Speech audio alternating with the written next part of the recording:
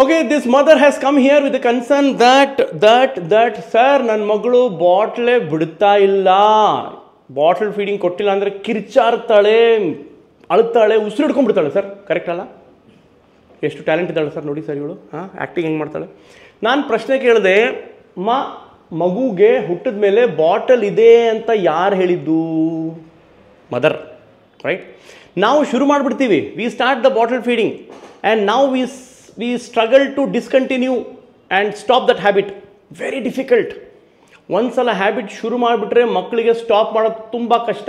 C, bottle ಫೀಡಿಂಗ್ದು disadvantages ಏನಿದೆ ಅಂತ ಹೇಳ್ತೀನಿ ಕೇಳಿ.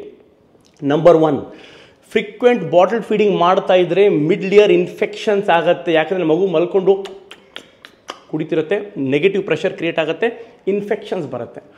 ನಂಬರ್ 2, ಫ್ರೀಕ್ವೆಂಟ್ ಬಾಟಲ್ ಫೀಡಿಂಗಲ್ಲಿ ಕಾಲಿಕ್ ಬರುತ್ತೆ, ಹೊಟ್ಟೆ ನೋವು ಬರ್ತದೆ, ಮಗು ತುಕ್ಕಾಪಟ್ಟೆ ಅಳ್ತಾರೆ.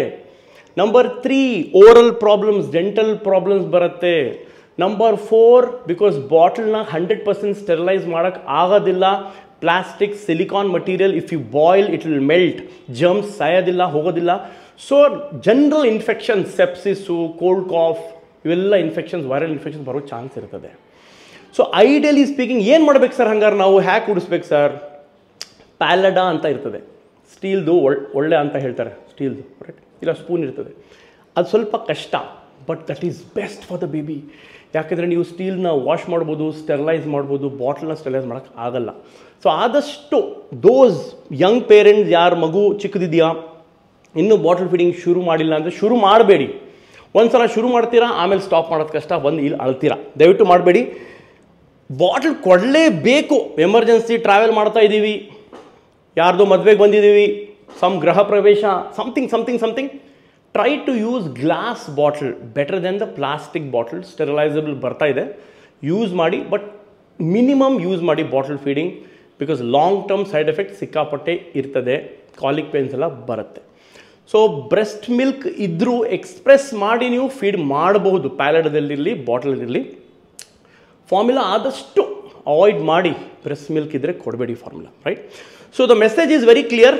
ಬಾಟಲ್ ಫೀಡಿಂಗ್ ಶುರು ಮಾಡಿಲ್ಲ ಅಂದರೆ ಶುರು ಮಾಡಬೇಡಿ. ಮಗು ಅಳ್ತಾರೆ, ಅತ್ತೆ ಅಳ್ತಾರೆ. ಸರ್ ಬಾಟಲ್ ಕೊಟ್ಟಿಲ್ಲ ಅಂದರೆ ಹತ್ತಿರ ಉಸಿರು ಹಿಡ್ಕೊಂಡ್ಬಿಡ್ತಾಳೆ ಸರ್. ಎಷ್ಟು ದೊಡ್ಡ ಆ್ಯಕ್ಟ್ರೆಸ್ ಗೊತ್ತಾ ಇವಳು? ಎಷ್ಟು ದೊಡ್ಡ ಆ್ಯಕ್ಟ್ರೆಸ್ ಅಂದರೆ ಮಗು ತಾಯಿ ಹೆದರ್ಕೊಂಡ್ಬಿಡ್ತಾರೆ. ಈಗ ಅಯ್ಯೋ ಏನಾಯ್ತು ಉಸಿರು ಹಿಡ್ಕೊ, ತಗೋ ಬಾಟಲ್ ತಗೋ, ಆಗ ಕುಡಿದ್ಬಿಟ್ಟು ಮಜಾ ಮಾಡ್ತಾಳೆ. ಸೊ ಏನೂ ಆಗಲ್ಲ ಉಸಿರಿಡಿದ್ರೆ. ಆ ಅಭ್ಯಾಸ ಬಿಡಿಸೋಕ್ಕೆ 1 ವಾರ 2 ವಾರ ಆಗಬಹುದು, but it is good for the baby. So ದಯವಿಟ್ಟು ಹೆಲ್ದಿ ಪ್ರಾಕ್ಟೀಸಸ್ ಬಗ್ಗೆ ಫೋಕಸ್ ಮಾಡಿ. ಶಾರ್ಟ್ಕಟ್ಸ್ ನೋಡಬೇಡಿ. ಶಾರ್ಟ್ಕಟ್ ಮಗು ಅಳ್ತಿದೆ, ಅದು ಕೊಟ್ಬಿಡಿ, ಇದು ಕೊಟ್ಬಿಡಿ, ಬಾಯಲ್ಲಿ ಗ್ರೇ ಪೌಡರ್ ಹಾಕ್ಬಿಡಿ, ಸ್ವಲ್ಪ ಇದು ಹಾಕ್ಬಿಡಿ, ಅದೆಲ್ಲ ಮಾಡಬೇಡಿ. What is healthy for babies, that is most important.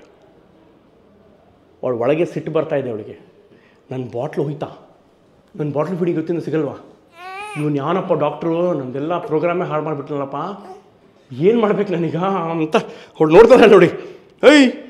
ನಿನ್ನ ಬಗ್ಗೆನೇ ಅಷ್ಟು ಬಡ್ಕೋತಾ ಇರೋದು ನಾನು, ಕುಡಿಯೋಂಗಿಲ್ಲ ಬಾಟ್ಲಲ್ಲಿ. ನಿದ್ದೆ ಮಾಡು, ಗುಡ್ ನೈಟ್, ಓಕೆ, ಬಾಯ್ ಬಾಯ್.